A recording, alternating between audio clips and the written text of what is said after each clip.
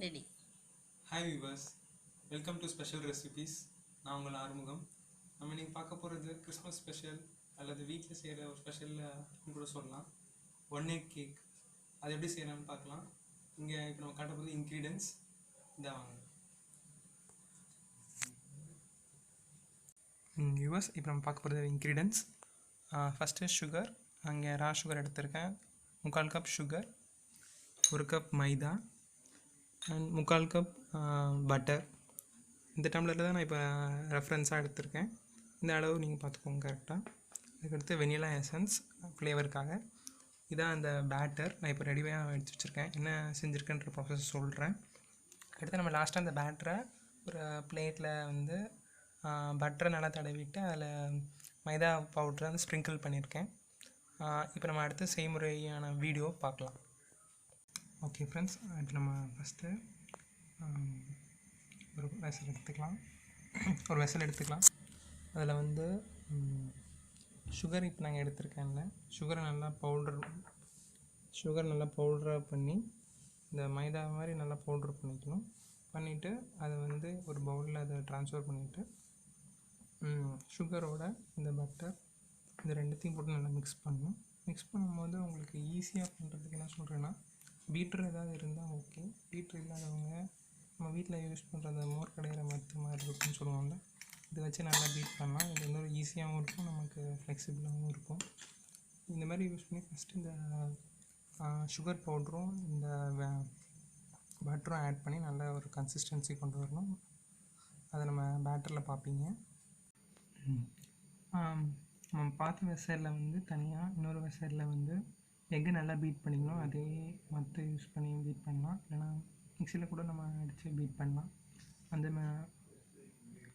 Egg beat பண்ண சொல்யூஷனும் அதுக்கடுத்து நம்ம சுகர் பட்டருக்காக போட்ட சொல்யூஷனையும் ரெண்டுத்தையும் மிக்ஸ் பண்ணி லாஸ்ட்டாக இந்த மைதா வந்து ஆட் பண்ணணும். இந்த ஒவ்வொரு ஸ்பூனாக ஆட் பண்ணி நம்ம மெதுவாக ஸ்டிர் பண்ணிட்டு லாஸ்ட்டாக 4 drops of vanilla essence add பண்ணிங்கன்னா நம்ம பேட்டர் ரெடி ஆயிடும். யூஎஸ் இப்படி தான் நம்ம பேட்டரை வந்து ஃபைனல் ஸ்டேஜில் நம்ம பிளேட்டில் ட்ரான்ஸ்ஃபர் பண்ணிவிட்டு அதை ஒரு 2 தடவை அந்த பிளேட்டை வந்து நல்லா தட்டணும். எப்படி தட்டணும் செஞ்சு காட்டுறோம் பாருங்கள். ஃபஸ்ட்டு இதாவது நீங்கள் கீழே கொஞ்சம் லைட்டாக நீங்கள் ஷேக் பண்ணி அடிக்கும்போது என்ன ஆகும்னா கரெக்டாக அந்த பார்ட்டிகல்ஸ்லாம் செட் ஆகிடும். இதான் நம்ம ஃபைனல் ஸ்டேஜ் பேட்டர். நெக்ஸ்ட்டு நம்ம பேக் பண்ணுறது எப்படின்றத பார்க்கலாம். வியூவர்ஸ், நம்ம எப்படி பேக் பண்ண போகிறோன்றதை சொல்கிறேன். இதுதான் எலக்ட்ரிக் ரைஸ் குக்கர் நான் இங்கே எடுத்திருக்கேன். இந்த எலக்ட்ரிக் ரைஸ் குக்கரில் நம்ம பேட்டரை வந்து வச்சுருந்த பிளேட்டை இதில் ட்ரான்ஸ்ஃபர் பண்ணணும். இதில் ஆக்சுவலி லேயர்டு ரைஸ் குக்கர் இது. இந்த பிளேட் மேலே நம்ம அந்த பேட்டரியில் வச்சுருக்கிற தட்டை ட்ரான்ஸ்ஃபர் பண்ணி வைக்கணும். கீழே ஒரு வாட்டர் ஊற்றி அதை ஒரு பாத்திரத்தில் சும்மா வச்சுருக்காங்க.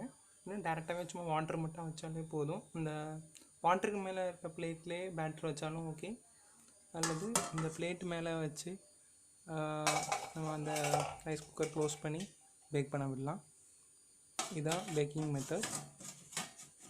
நல்லா ஒரு 20 to 25 minutes வரைக்கும் நல்லா பேக் பண்ணால் நம்மளோட கேக் ரெடி ஆகிடும். இப்போ பார்த்திங்கன்னா நம்மளோட கேக் நல்லா பேக் ஆகி வந்துருச்சு.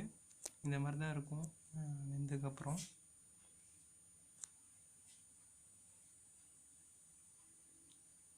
நல்லா உப்பி போய் சூப்பராக வந்திருக்கு.